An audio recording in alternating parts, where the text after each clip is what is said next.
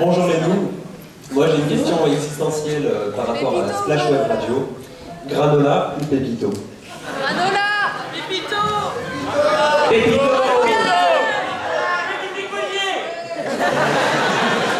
C'est une très très bonne question. Attends, fais voir le paquet, merci. Non, je déconne. Pépito, évidemment. C'est plus de notre âge. Non, t'es une granola, moi je préfère. Les cookies granola avec des montres. Je me rappellerai de toi. Alors, une autre question. Voilà, il y en a plein aujourd'hui de voir. Il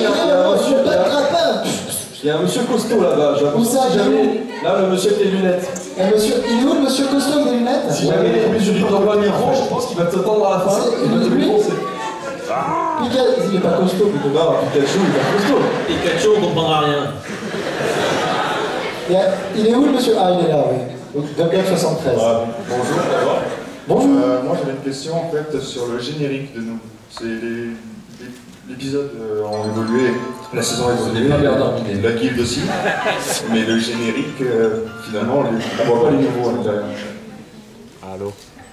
Et oui, car il y a une explication à cela. C'est qu'on attend d'avoir justement les nouveaux costumes pour tourner un nouveau générique, en fait. Donc c'est pour ça, comme là on a toujours le même stuff. Alors il n'y a pas Ivy en plus dedans, ce qui permet d'être agréable à regarder. Donc voilà. D'ailleurs, Ivy est super timide. Appelez Ivy pour qu'elle vienne vous parler. J'ai toujours sur l'idée que j'allais faire ça, donc je le fais forcément. Ivy, vas-y, viens avec toi. Je fais un petit Tu danses aussi, non? Alors, C'est ça? Déjà, regarde, Ivy a acheté un t-shirt avec écrit No Stress dessus. Elle l'a vu dans une boutique perdue, etc. Elle allait le chercher. Fais-nous un petit ouais. Ouais. Oh là là. Alors, pour révéler la vérité, le personnage d'Ivy est assez particulier parce qu'il a été créé en premier dans le roman 2 avant d'apparaître dans la série. Et du coup, elle était en stress parce qu'elle n'a jamais lu le roman 2, n'est-ce pas? Et donc, parce qu'elle ne sait pas lire, effectivement, elle est conne. Et donc, elle était là pour faire, si on pose des questions pour savoir comment était Ivy, parce qu'au début, elle n'était pas encore apparue dans la série, elle disait, si on pose des questions et tout, comment allait Ivy, etc. Donc, du coup, on a vu des extraits, tout ça. Je lui ai fait la lecture, donc, parce que je sais pas lire. Et ce qui est bien, c'est qu'elle a vachement étoffé son personnage, parce que comme elle a plein d'expressions un peu débiles, en fait, le no stress, cool Raoul, machin et tout ça, mais du coup, elle a apporté quelque chose à son personnage, une sorte d'empreinte qui est assez unique au final. Donc bravo à Ivy pour cet ajout pour ton rôle.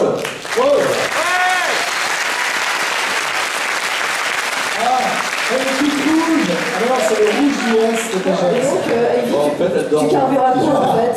Tu carbures à quoi, Ivy, en fait? Tu peux leur dire? Guronzan. On demande en fait à quoi tu carbures. 2000.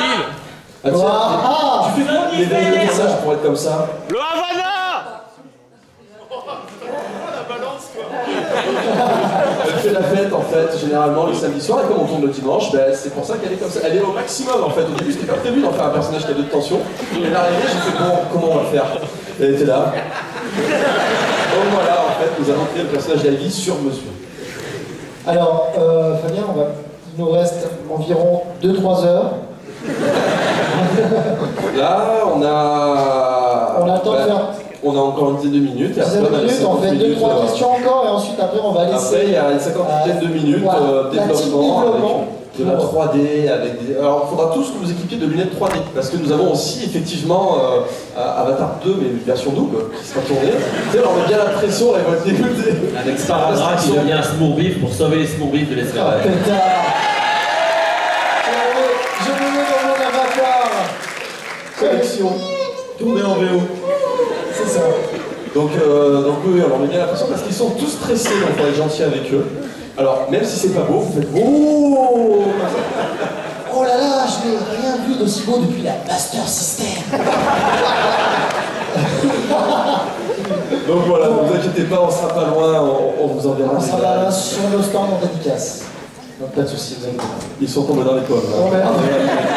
Alors, Ce mec, ça fait 1 an qu'il bosse dessus. c'est ça, tu sais, ça met bien la pression. Ça me roule malade, Non, ouais. Fabien? Oui, je viens vous présenter. Bien, tu stress. Vous allez Alors, voir, on va vous en parler.